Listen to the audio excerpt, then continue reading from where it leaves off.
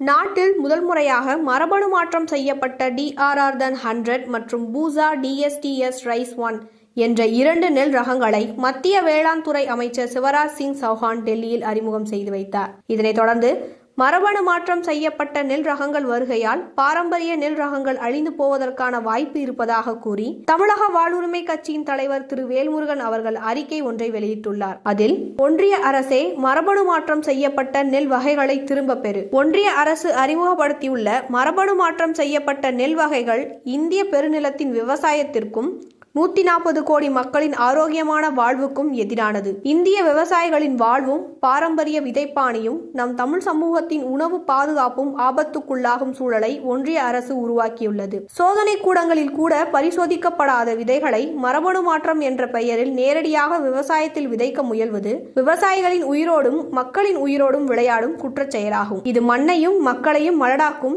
இயற்கைக்கு எதிரான செயலாகும். விவசாயிகள் ஆய்வுக்கூட எலிகள் அல்ல. பல தலைமுறைகளாக பாதுகாக்கப்பட்ட பாரம்பரிய நெல் வகைகளை அழித்து தனியார் நிறுவன விதைகளுக்கு விவசாயிகளை அடிமைப்படுத்தும் முயற்சியே இந்த திட்டம். இது முழுமையாக பன்னாட்டு நிறுவனங்களின் சதி. வெளிப்படைத்தன்மை இல்லாமல், நீண்ட காலம் ஆராய்ச்சி முடிவுகள் இல்லாமல், மக்களிடமும் விவசாயிகளிடம் ஆலோசிக்காமல் இத்தகைய ஆபத்தான நெல் வகைகளை அறிமுகப்படுத்தும் ஒன்றிய அரசின் செயலை தமிழக வாழ்வுரிமை கட்சி வன்மையாக கண்டிக்கிறது.